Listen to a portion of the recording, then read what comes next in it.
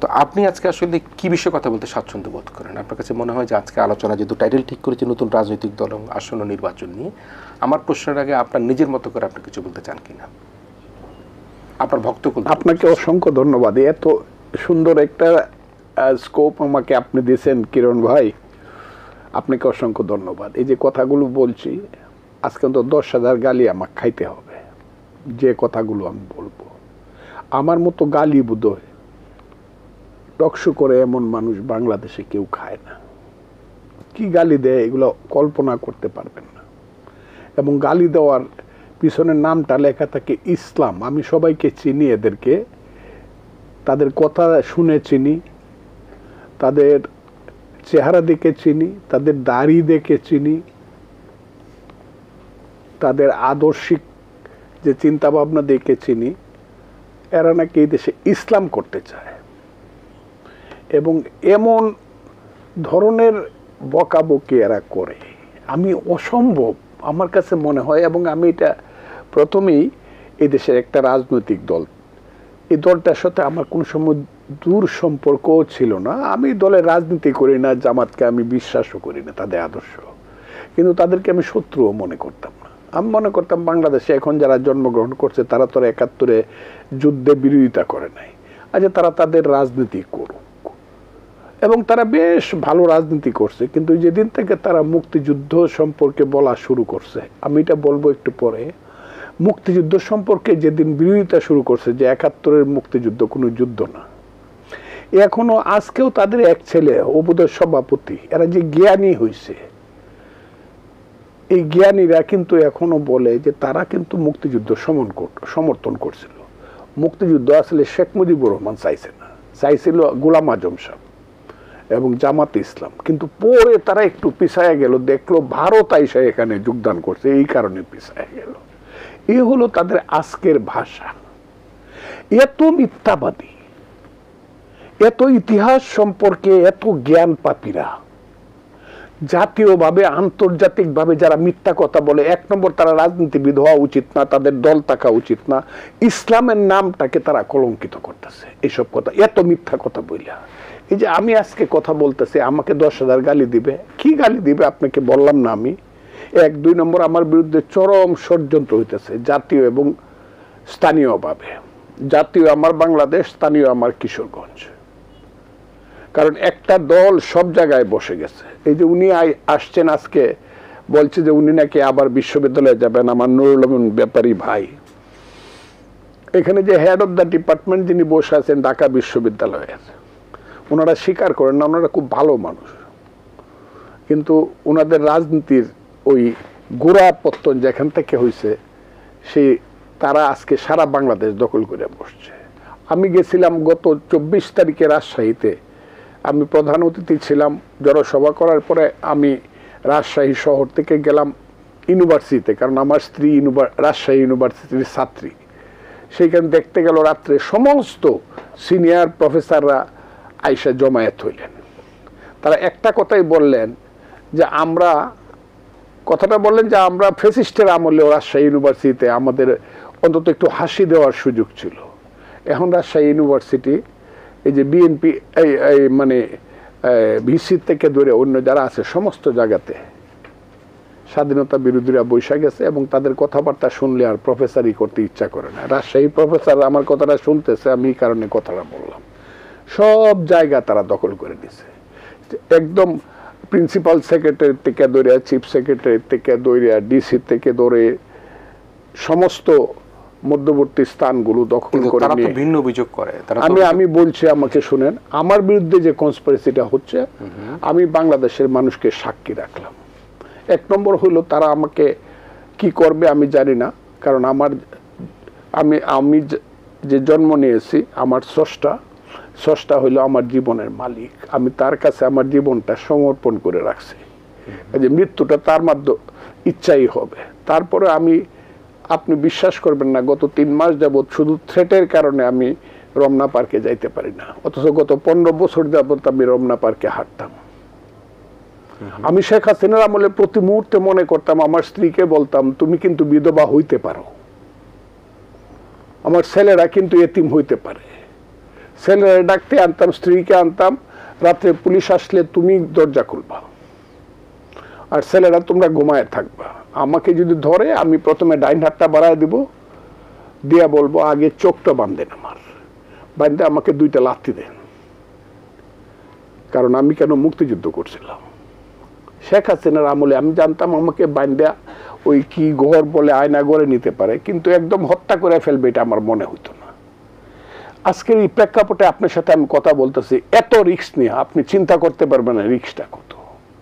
2 নম্বর হলো এখন আপনার সাথে আপনি বলেন কি কথা বলবেন, আমি কি কথা বলবো, আমি বলবো মার্চ মাসের কথা। আজকে 2রা মার্চ, এই দিন আমি ঢাকা বিশ্ববিদ্যালয়ের বটতলার একজন কর্মী, ছাত্রলীগের কর্মী। বাংলাদেশ ছাত্রলীগে 5 জন লোককে বলা হতো পঞ্চপাণ্ডব। এই পঞ্চপাণ্ডবের আমি একজন। উনি যদি তখন আইসা থাকেন, আমার ভাই ইউনিভার্সিটিতে যদি 71 সনে আইসা থাকেন, আমি তখন MA ফাইনাল ইয়ারে পড়ি। মনিরুল হক চৌধুরী, আফতাব আহমদ, আফম মাহবুল হক, এইরকম আমাকে বলা হয়তো পঞ্চপাণ্ডবের আমি একজন। মানে যারা সংগঠিত করতো ঢাকা, কারণ আমি 116 নম্বর ইকবাল হল, যেখানে শাহজাহান সিরাজ সাহেব যে রুমে থাকতেন। কত বছর ছাত্রলীগ করেছেন আপনি? কত বছর ছাত্রলীগ করেছেন? আমি ছাত্রলীগ করছি 64 সন থেকে। আমি 69 সনে ঢাকা বিশ্ববিদ্যালয়ে ভর্তি হয়েছি আইসা, MA 116 নম্বর ইকবাল হল। আমি ফাইনাল ইয়ারে পড়তাম 71-এ, মুক্তিযুদ্ধ করে আবার আইসি। ফাইনাল পরীক্ষা দেওয়া হয় নাই, ফাইনাল পরীক্ষা দিয়ে চলে গেছি। চলে ওখানে গিয়ে শ্রমিক রাজনীতি করছি। আওয়ামী লীগের সঙ্গে আমার কোনো সম্পর্ক নেই। আমি যা দেখছি আমি সম্পর্ক ছিন্ন করছেন কবে আপনি? আমি যেদিন বাকশাল হয়েছে তার 10 দিনের মধ্যে আমি সম্পর্ক ছিন্ন করছি। তার আগ পর্যন্ত মসজিদের দৌড়ে, তার আগ পর্যন্ত তো আমি শ্রমিক রাজনীতি করছি। কাদের পক্ষ? আমি শ্রমিক লোক, আওয়ামী লীগের পক্ষে, বঙ্গবন্ধুর পক্ষেই ছিলাম। শ্রমিক সংগঠন করে শ্রমিক লীগের প্রেসিডেন্ট ছিলাম। কোন ক্ষোভ থেকে আপনি আওয়ামী লীগ থেকে বের হয়ে গেলেন? মানে কোন ক্ষোভ থেকে আপনি আওয়ামী লীগ থেকে বের হয়ে গেলেন? খুব বললে আমি বলবো তখনও রাজনীতিতে যেটা আমি আশা করছিলাম, আমি সবসময় কথাটা বলি, সে আমার সেই স্বপ্নটা পূরণ হয়নি মুক্তিযোদ্ধা হিসেবে। কারণ আমার মনে হয়েছে 72-এর প্রথম দিন থেকে ট্রেনটা ব্যতিক্রম বা ভুল লাইনে উঠছিল। এই কথাটা আমি সব জায়গাতে বলি, ভুল লাইনে উঠছিল। যদিও আমি বঙ্গবন্ধুর ব্যাপারে আমার এই কথাটা বলাটা অনেক বেশি হয়ে যায়, মানে বড় কথা হয়ে যায়, কিন্তু আমার কাছে মনে হয়েছে, কারণ আমি ছাত্রলীগের রেডিকেল লাইনের লোক, সিরাজুল আলম খান, আমি সেই লাইনের লোক। কাজে আমাদের চিন্তাটা ছিল একটা জাতীয় সরকার হোক, ইত্যাদি ইত্যাদি। হ্যাঁ, এবং শেষ পর্যন্ত আমি আবার তাদের সাথে যাইও নাই বঙ্গবন্ধুকে ছাইয়া। সব আমার বন্ধুরা জাসদ করছে, কিন্তু আমি করি নাই। একমাত্র ময়মনসিংহ জোনে মুজিব বাহিনীর কমান্ডার, জেলা কমান্ডারের মধ্যে আমি বঙ্গবন্ধুর সাথে রইলাম। আর সব কিন্তু নেত্রকোনা, শেরপুর, জামালপুর, টাঙ্গাইল, ময়মনসিংহ সদরের সমস্ত মুজিব বাহিনী কিন্তু চলে গেল জাসদে। আমি গেলাম না। কেন গেলেন না? গেলাম না এই কারণে, আমি রব্বাইকে বললাম যে, রব্বাই বললো তুই যাবে না, রব্বাই এখনো জীবিত আছে। রব্বাই বললো তুই তো আমাদের লোক, তুই দেরাদুনের ট্রেনিং করা, তোরে কমান্ডার বানাইছি, তুই আমাদের সাথে আয়। আমি বললাম আপনাদের সাথে আসবো যদি বঙ্গবন্ধু আপনাদের সাথে থাকে। বঙ্গবন্ধু প্রতি আপনার খুব ভালোবাসা ছিল? হ্যাঁ, নিশ্চিত, এই ব্যাপারে কোনো সন্দেহ নেই। এখনো আছে? হ্যাঁ, এখনো ভালোবাসা নিশ্চয়ই আছে, কেন থাকবে না?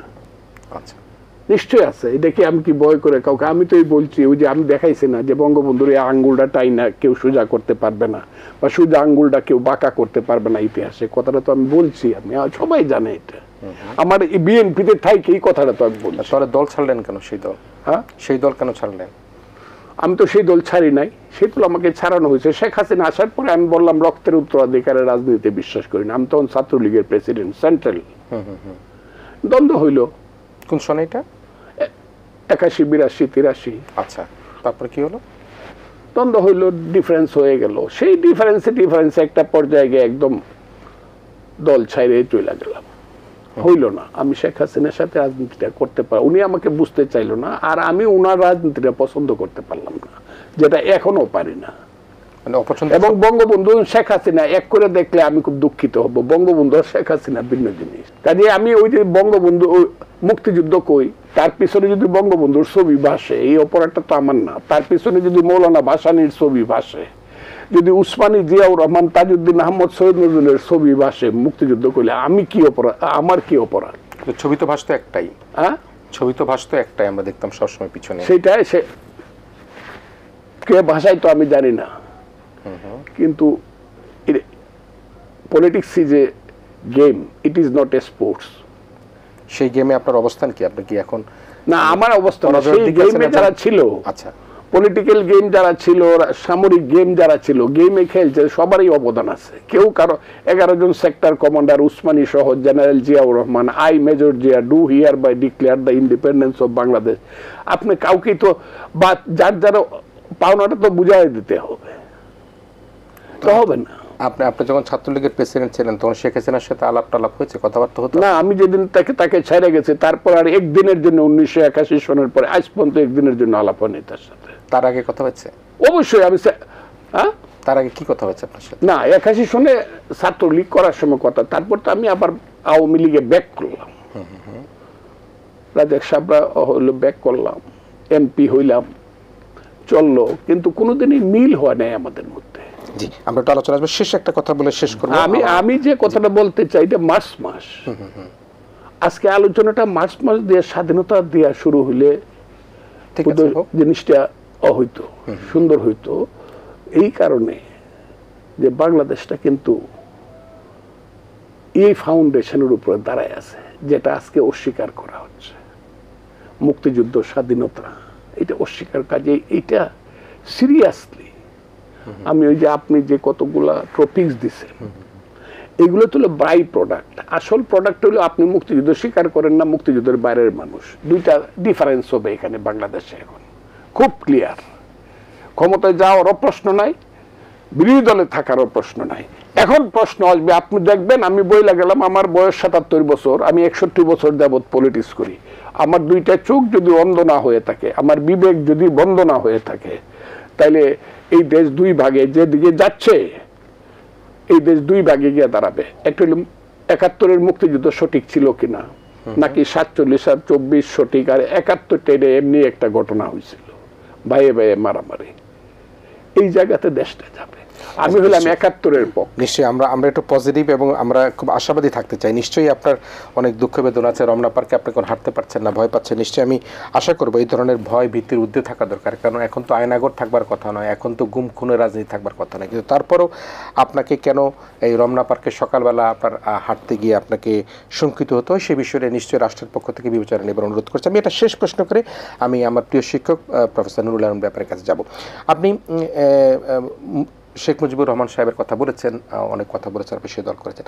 আপনি কি তার রাজনৈতিক সময়কার কোনো ত্রুটিকে আপনার কাছে মনে হয়, যেটা বলছিলেন বাকশালের কথা বলছিলেন, বা অনেকগুলি গণমাধ্যমকে বন্ধ করে দেওয়ার কথা বলা হয়েছিল, বাকশাল পিরিয়ডটা 25 জানুয়ারির পরে ত্রুটিগুলির মধ্যে কোনো ত্রুটি কি আপনার দৃষ্টিতে আসে, যে তার সময়কার বা তার নিজের কোনো ত্রুটি আপনার মধ্যে আপনি আলোচনা করতে চান কি? আমি ত্রুটি না থাকলে তো 15ই আগস্ট ঘটতো না।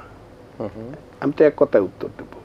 কি কি ছিল ত্রুটি মনে হয় আপনার? সেটা আমি বলবো না এখন, আমার যেদিন বলার দরকার সেদিন বলবো, কারণ এই দেশে এখন অনেক কিছু আসতেছে যেটা এখন আর শেখ মুজিবুর রহমানের সমালোচনা, যারাই বলুক শেখ মুজিবুর রহমান তো খুব খারাপ মানুষ বলুক, তবে সে 6 দফা দিছে, সে আগরতলা ষড়যন্ত্র মামলায় পড়ছে, সে বলছে দিল্লি পিন্ডি না ঢাকা, পাঞ্জাব না বাংলা, এগুলো খুব বাজে কথা। তো তুমি কে আমি কে, বাঙালি বাঙালি, তোমার আমার ঠিকানা পদ্মা মেঘনা, এগুলো তো খুব, এগুলো শিখায় তো আমাদেরকে। ওই যে পাকিস্তানের এখন জামাত ইসলামের আমিরে জামাত পাকিস্তান, তার নাম হইল নাইম, হাফিজ নাইমুর রহমান, সে বলছে তার কাউন্সিলে যে আপনারা অপেক্ষা করেন, বাংলাদেশ যারা করছিল তারা তাদের ভুল বুঝতে পারছে, তারা এখন আমাদের সাথে এসে যোগদান করবে, এটা কাউন্সিলে বক্তৃতা করছে। এই যে কাজে আমি এখন এখানে শেখ মুজিবুর রহমান লইয়া বা জিয়াউর রহমানের ত্রুটি বিচ্ছুতি নিয়ে বসবো না, আমি বসবো ভিন্ন জিনিস নিয়ে, আমি বসবো মার্চ মাস না। যেহেতু আপনি একেবারে অনেক অভিজ্ঞতা আছে সে কারণে বললাম যে বাকশালের সময়টা কি হয়েছিল। আপনি বাকশালের সময়টা আমি ছিলাম না, এবং বাকশালের সময়টা সমালোচনা করা নিশ্চিতভাবে মানুষ করবে, আমি করব, সবাই করব, কিন্তু this is not the time to